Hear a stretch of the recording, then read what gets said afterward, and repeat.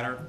It is my intent that we will hear this bill allowing 30 minutes for Delegate Gilbert and the supporters of his legislation, followed by 30 minutes for anyone who cares to speak in opposition.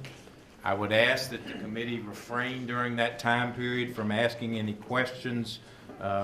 We will have time for committee questions, particularly if they're questions for the agencies, but in the interest of trying to have as fair a hearing as possible, I don't think it would serve us well if we're having questions about stopping and starting a clock or who asked questions during one side or the other. I want this to be a full, fair hearing, and so that's the way we'll start. But members of the committee obviously will have time for questions as well as for your comments and input on an issue that I know is important to many members of this committee. So, Delegate Gilbert, with that said, welcome. Thank you, Mr. Chairman, and let me start out by saying that I am appreciative, and as are those who support this issue, of your willingness to have this hearing in this forum. This is, regardless of the outcome, that is a big step forward, we feel, for being able to be heard on this issue, and so I did want to express my thanks publicly to you for that opportunity. Mr. Chairman, ladies and gentlemen, this is not something I need to explain necessarily to anybody. Everybody is well familiar with the issue. Some are excruciatingly well familiar with it, having sat on the subcommittee that's heard this in the past. So I suppose I just want to make a few points without it being in light of educating you. In all of the years that this has been an issue before this committee, the hunting license purchases in the Commonwealth of Virginia have continued to decline. That is a source of great consternation for many. And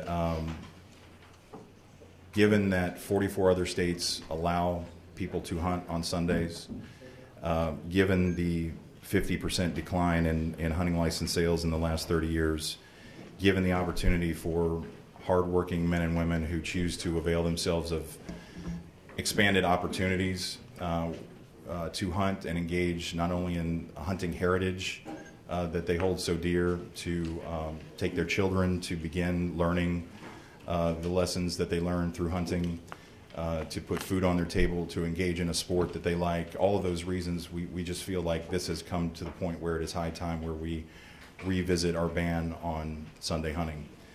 Mr. Chairman, the folks in my district, especially the hardworking folks who cannot afford to take off days from work to be in the woods, they have about 2 days of general firearms season where they can go out in the woods with a rifle and hunt deer.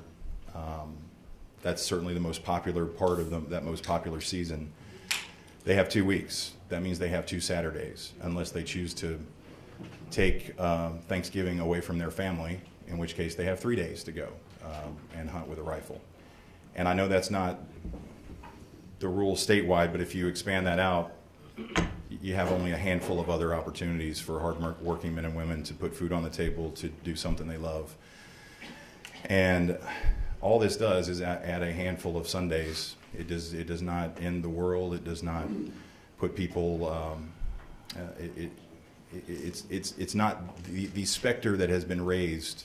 I think is unfortunate, and I understand that feelings are strong on both sides. But all this really does is give hardworking men and women the opportunity to go a few more times a year. And there are great benefits to expanding these opportunities. We believe that there is an economic impact to the Commonwealth, that jobs will be created by people having greater opportunities to engage in this. But that's not the main thing for me. The main thing for me is that this bill has gone a long way toward addressing the concerns that have been raised over the years. You can see many of them incorporated into the bill. The main one for me is that it is limited to private property. And I'm someone who prides myself on standing up for private property rights, and I've heard arguments that this would somehow impede and impact people's private property rights, and I just respectfully disagree with those assertions. I believe that this is another opportunity for people who own their own property to dictate what goes on there, including whether they can themselves use it for whatever purpose they choose in a lawful manner.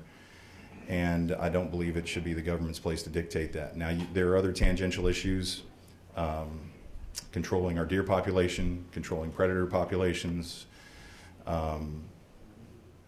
making sure that the Department of Game and Fisheries has sufficient funds to do what it needs to do, especially to protect our hunting habitat. And so, Mr. Chairman, I would just respectfully submit this idea as being a good compromise that protects private property rights, that protects our hunting heritage going forward. If we don't do something to stem the decline in hunting licenses, I think we're going to be looking back at our hunting heritage as a historical fact and not something that people engage in on a regular basis. And so, having no other bright ideas about that, we think that allowing folks to be able to engage in this pastime on Sundays is a way to correct that trend. And with that, I will yield or submit or yield the podium to whomever may want to also address the committee. Thank you, Mr. Chairman.